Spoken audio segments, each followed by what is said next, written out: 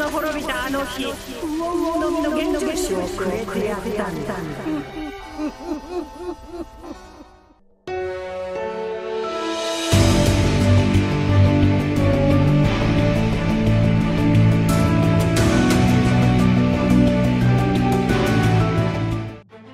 현재 세계 정부의 최고 권력 오르성이 에그헤드 전장에 참전하며 처음으로 사기적 능력을 보여주었고, 반면 사왕 루피는 해군대장 키자루와 치열한 결전을 펼치며 강력한 패기가 실린 기술로 키자루에게 큰 데미지를 안겨주었지만, 루피 또한 기어 피플스 변신이 풀려버린 채 위기를 맞이하게 되었는데요.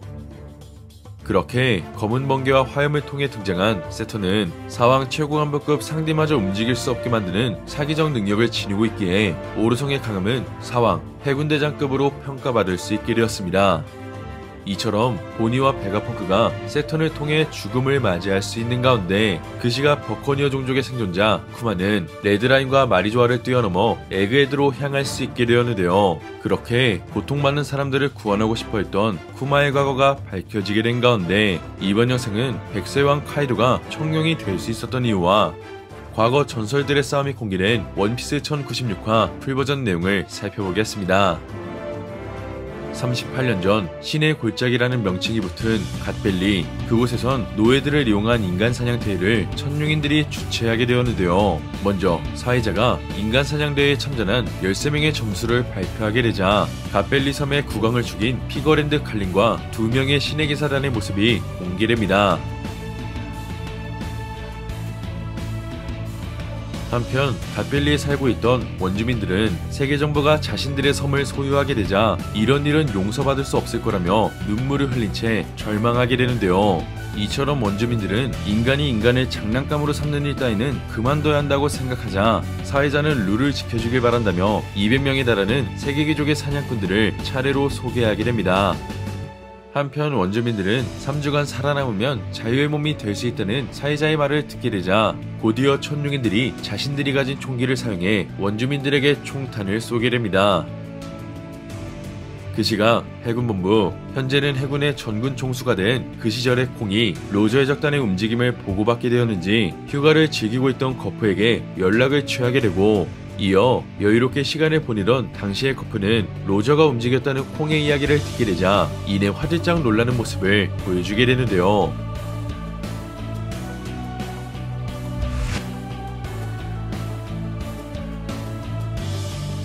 한편 신세계 하치노스에서는 록세 적단이 출항했다며 남아있던 해적들의 사기가 올라가게 되고, 그 시각 갓벨리에선 인간 사냥대회를 즐기고 있는 천룡인들을 호위하기 위해 수많은 해군의 군함이 모습을 드러냅니다. 이어 버커니어 종족 쿠마와 만난 이반코프는 인간 사냥대회가 본격적으로 시작되자 과거 전대의 생존자는 0명이라며 사회자가 언급한 말은 모두 거짓임을 이야기하는데요.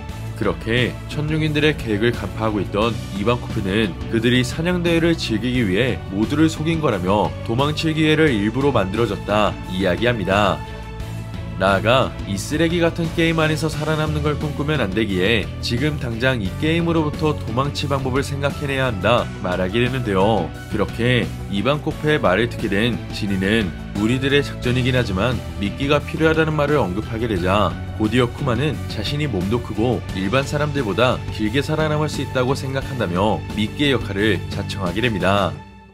한편 쿠마의 진심을 듣게 된 이반코프는 그런 쿠마를 죽게 내버려둘 수 없다며 함께 갓벨리를 빠져나갈 계획을 세우게 되는데요. 그 시각 피거랜드 칼링은 원주민들을 차례로 죽이며 점수를 높이고 있었고, 이어 이반코프는 상어의 이빨이 지닌 어인족을 만나 자신에게 채워진 수갑으로부터 자유로워질 수 있게 됩니다.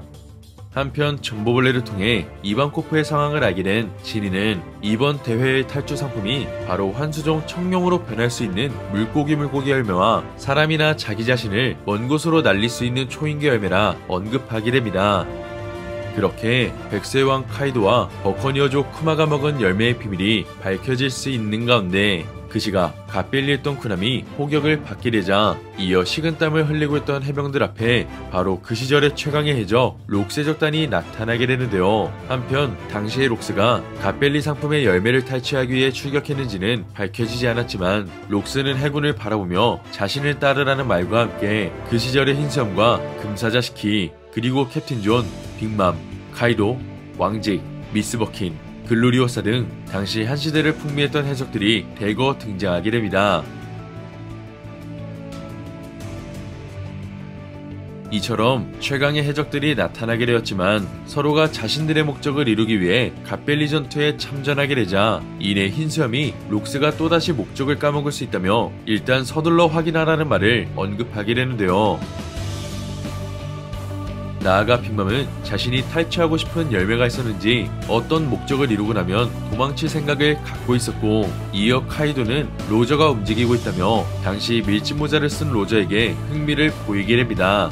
그렇게 록스의 적단이 나타나자 섬의 반대쪽에서는 밀짚 모자를 지닌 로저와 명왕 레일리 그리고 스코퍼 가반의 모습이 비춰지며 전투에 돌입하게 되고, 한편 해적들의 소식을 듣게 된 칼링은 이내 천룡인을 호위하라는 명령을 해군에게 지시하는데요. 이처럼 해적들의 등장으로 인해 인간 사냥대회가 중지되자 곧이어 해군 측에서는 당시 최강의 해병 거프가 원군을 이끌며 모습을 드러냈고, 이어 거프는 로저가 있는 곳을 안내하라며 보가드와 함께 갓벨리 전투에 참전하게 됩니다. 한편 지금의 전황을 이용해 우승 상품의 열매를 얻을 수 있게 된 이반코프와 쿠마였지만, 이내 빅맘이 이반코프를 공격하게 되며 물고기 열매를 빼앗기게 되자 이반코프가 지금 당장 열매를 먹으라 말했고, 이내 쿠마가 초인계 열매를 한 입에 넣게 됩니다.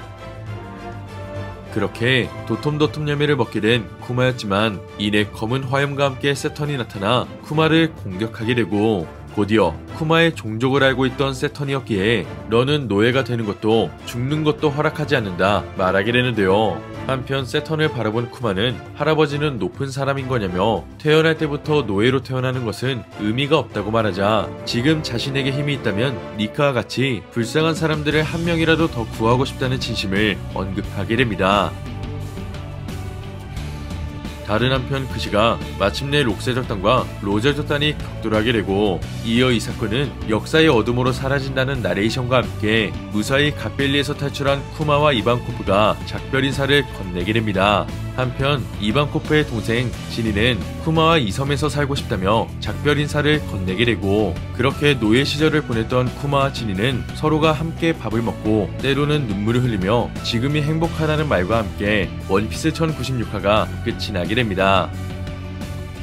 이번 화를 통해 드디어 카이도가 먹은 열매의 비밀이 처음으로 밝혀지게 되었는데요. 이처럼 록스가 죽은 그날 빅맘이 카이도에게 건네줬던 열매는 바로 우승 상품의 열매였고, 카이도는 빅맘이 탈취한 열매를 통해 청룡이 되었다는 것을 알 수 있었습니다. 그렇게 그 시절의 최강의 해적 록스의 적단과 로즈의 적단 그리고 해군의 거프가 전투에 참전하게 된 가운데, 비록 싸움의 자세한 내막은 공개되지 않았지만 사왕 그리고 해군대장급 강자들이 다수 참전한 역대급 전쟁이었다는 것을 다시 한번 알게 되었습니다. 그렇게 갓벨리 전투가 다시 한번 공개된다면 그때는 해적 로저와 해군 거프가 동맹을 맺은 이유도 밝혀질 수 있는 가운데, 과연 세턴의 사기적 능력의 정체는 무엇일지, 그리고 쿠마가 드래곤을 만날 수 있던 배경도 함께 공개될지는 다음 원피스 1097화를 기대해보면 좋을 것 같습니다.